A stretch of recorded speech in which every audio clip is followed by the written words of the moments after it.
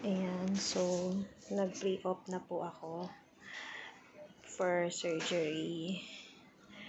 Ayan, nagbihis na, tapos nilagyan na ako ng anesthesia sa mata. Tapos binalot na yung ano ko. Dito na ako sa loob. Si Rolly nagpapalit pa. Ewan ko kung pwedeng mag-video mamaya sa loob. Pero, hinga.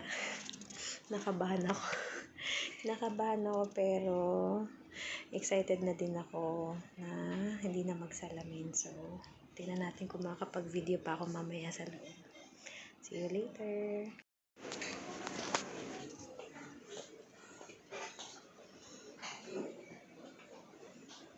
Gising.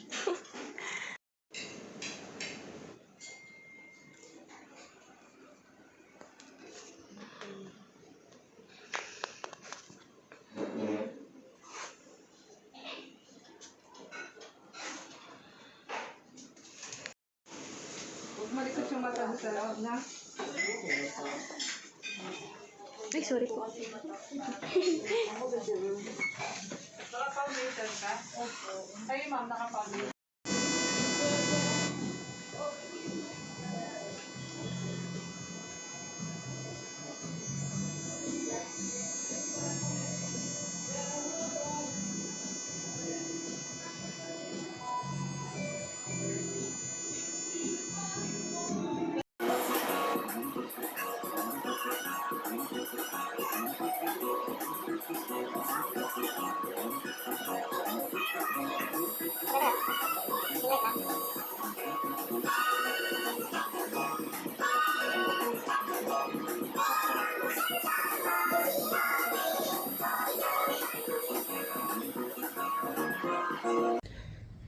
Ayan, after surgery.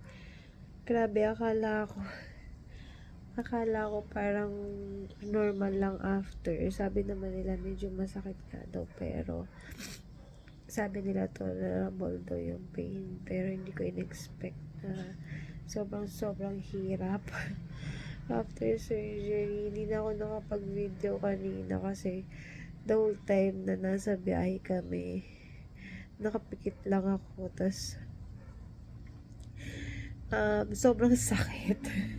Hindi ko alam kung mababa lang yung pain tolerance ko or ano, feeling ko mataas yung pain tolerance ko, pero sobrang sakit talaga kasi nagluluha ng sobra yung mata ko. Tas hindi siya masakit, more on sobrang hapde na hindi ko na matake.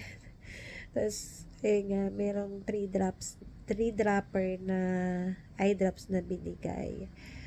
So, sabi, i-take daw pagdating sa bahay. Minto na kami kanina habang nasa biyahe kasi sobrang sakit na hindi ko na kaya. So, tinry na namin ilagay yung mga drops kasi baka makatulong. So, medyo nakatulong naman siya. Tapos pag uwi namin, medyo nakadilat ako kasi nakakain pa ako. Pero eto na ngayon na. Ayan, sumusupong na naman siya. Hindi ko masyadong madilat yung mata ko. Itong isa talaga yung sobrang sakit niya. Ayan, hindi ko na maano. Magana siya. Sobrang puro ko sobra, diba? Ewan ko, hindi ko na alam ang gagawin ko. Ayan. So, 9 o'clock, inintay ko yung another drop kasi every 4 hours. Tapos yung mefenamic namin, ininom namin kanina. So, 10 o'clock pa yung next, kaya hindi pa ako makatulog. Hopefully, bukas, a lot better na to para maayos ko na rin, lagaan ko na ng mabuti yung mga anak ko. Ayan.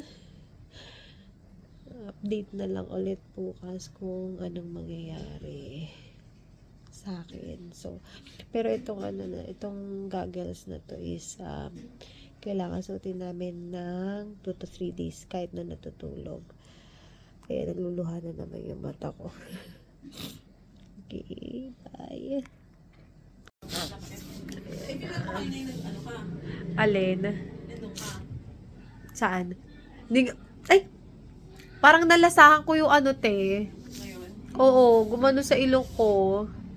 Konektado kasi yung ano, yung mata din sa ano Oo. Ilong sa bibig. Oo. Ay, ha? Yak! Ang pait! Ano ba yan? Kanina wala ko nalasahan. Hindi sabi ko sana inano ko yung na video yung sa sasakyan. Grabe. Hindi ko na maintindihan kung ano yung tsura ko sa sasakyan. Hindi, yung kanina, umpisa, nagpaano ka? Alin? Nakapag-video ka doon? Binidyo, oo. Meron din akong video sa cellphone ni Rolly. Hindi ko pa lang napapanood. Panoorin mo ako ano yung tsura. Hindi ko alam. Ito yung first, ka after surgery. Ah! Nangyari ngayon yung after surgery. Nalalasahan ko talaga yung ano. Bukat ng tubig. Sige nga, te, please. Pag sumisingot ako, nalalasahan ko yung ano, yung nalalasahan. So, ano na naman ngayon, 2 drops. Kasalta ko, nakapikit. 2 drops. So, 5 minutes mag-iintay pa para doon sa 3rd drops. Pait na lasa. Grabe. Ang sakit. Oh my God. Don't know what to do. Ayan, nakadilat na ako. Sasakit na yung ulo ko. Sobrang tapos sinipon na rin ako dahil sobrang parang lagi ako iyak ng iyak. Nagluluha yung mata ko. Ayan. Kala ko ikakaganda ko tong na to, procedure na to, pero parang parang lalong umano yung itsura ko. Hindi ko na pintay yung mukha ko. Ayan, 10 o'clock na, nakainom na kami ng gamot ni Rolly. Hopefully makatulog na ako at makatulog na yung mga anak ko para makatulog na rin ako. Dahil sana bukas okay na to. Ay, mo galawin yung salamin ko, anak. Bawal galawin, anak, tanggalin. So, kailangan ko matulog na nakaganito. Ay, Diyos ko, sakit. Ay, Diyos ko. Ano sabi ni Mami? Ay, disco. Yan. Ayan. Ay, disco. Sabi mo, hirap ganda. Ay, disco. Tis ganda kami ni Tita Rolly. Tis ganda. Ay, pupu. Ay, pupu. Say mo daw, tis ganda, te. This ganda, pupu. Ay, po. Take it other and my pupu. Yan, update na lang ako bukas kung kung kamusta na yung mata namin. Ayan, second day na, grabe, kala ko mas magiging okay na. Mas grabe pa, dito talaga masyado ko makadilat. Hindi na ako makakita.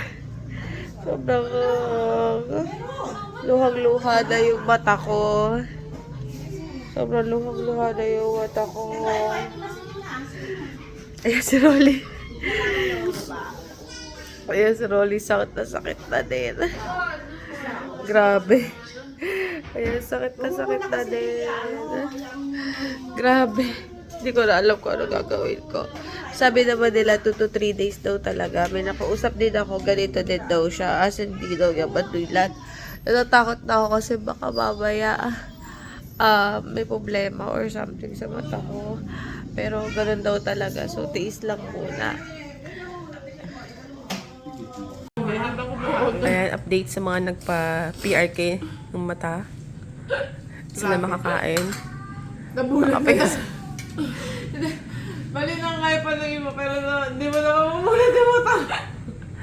Ayan, naiiyak na po sila. Kasi sila makamula to.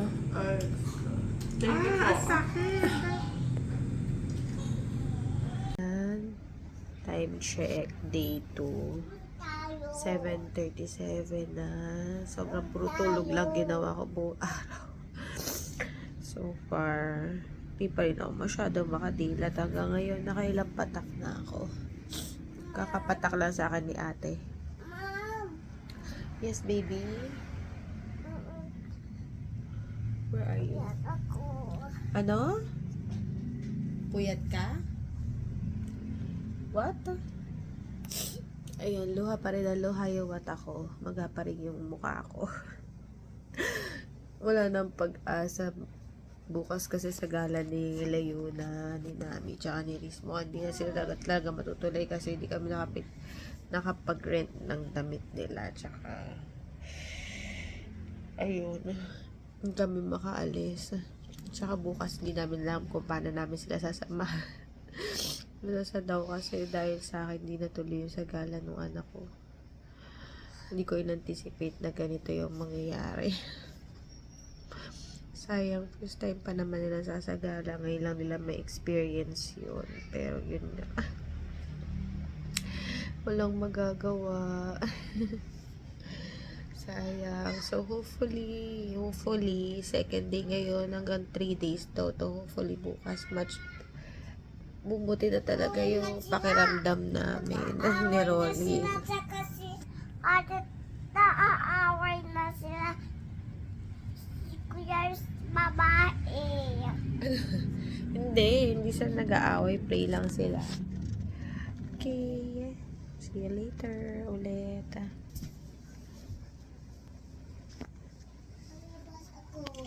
Ano ba to? Hindi ko na alam kung ano pipindutin ko. Yeah. Ayan, so day 3. Yeah, later. Day 3 na ngayon. Parang lalong lumalala. Sabi nila 2 to 3 days daw magiging okay na. Tinry ko nang maligo kahit wala akong makita kasi baka maging maayos yung pakiramdam ko. Natin yung mapicture. Ayan po, yung baby ko naglulikot na. Ano? Sinabi Kiss mo niya mami, kiss mo mami. Wawa pa din si mami. May phenamic namin ubos na. Natin yung mapicture, guys. Hopefully tomorrow. Natin yung mapicture. Ano guys? Ayan. Parang may film yung mata ko. Hirap na hirap ako dilat tsaka sobrang nagluluha na siya. Parang nag ano na yung dito ko meron something dito na masakit dahil sa kaka-wear ng goggles. Kaya hindi ko na winear yung goggles ko. Ayan.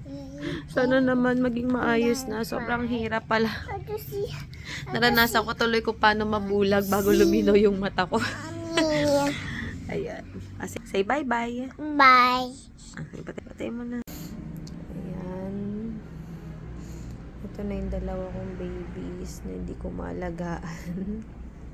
Reason why I wanted to fix my eyes, it's because of them. Nakatulog na. Kakalaro. Kasi ako maghapong nakapikit. Yay! Good morning. Finally, nakagising na ako nang nakakadilat ako kahit sobrang magang-maga pa rin yung mata. At least, naididilat ko na siya. Ayan, medyo mamuta-muta pa. Kailangan ko nang mag-drops. Wala pa si ate. Siya yung nagdo-drop sa amin.